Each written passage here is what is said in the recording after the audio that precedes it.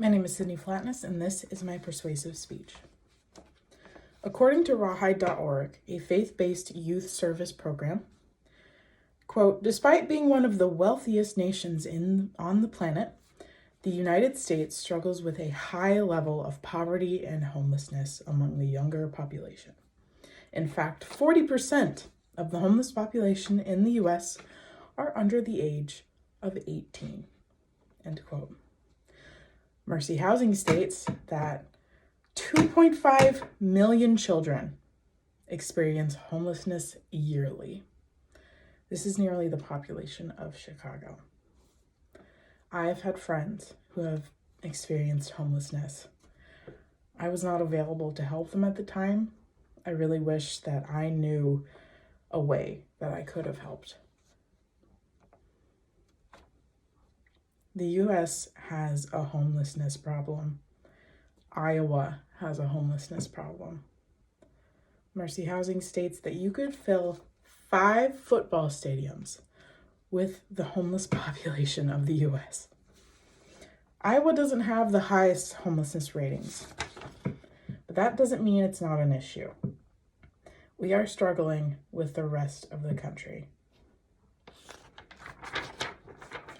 In an article I found titled Iowa Homeless Youth, Alex's Story, it states the account of a young man, Alex, who grew up with abusive parents who also struggled with substance and alcohol abuse. Alex was put into the foster care system at the age of 11. Quote, he says, I slept outside in the middle of a blizzard, anything. I wasn't going back, referring to the foster care system. Eventually, Alex turned himself in because he needed food, water, and a roof over his head. His whole family refused to talk to him. He went back to the shelter and then to yet another abusive foster home.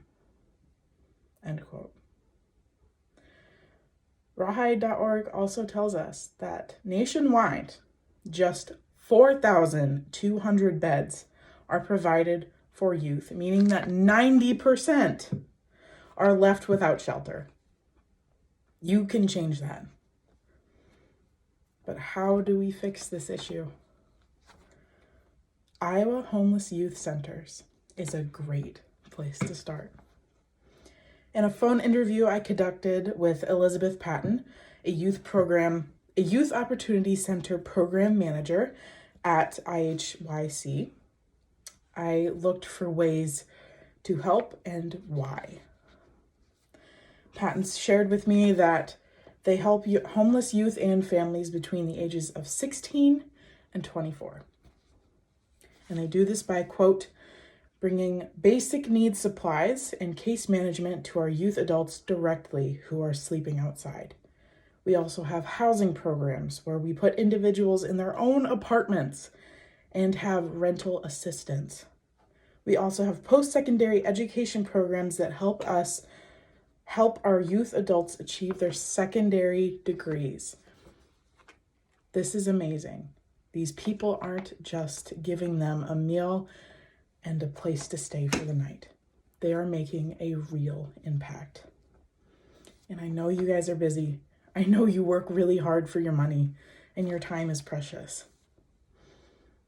And it can be intimidating going to a place you aren't familiar with. But know that if you donate or volunteer to Iowa Homeless Youth Centers, your time and money is greatly appreciated.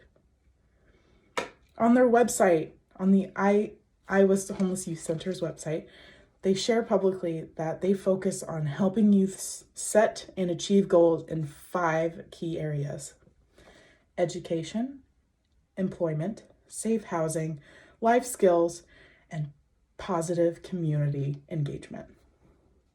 Their work is not just a place for homeless to get a bed for the night. It's not a revolving door. You can help change these children's lives. And what will it look like if you do help? What will it look like if you don't?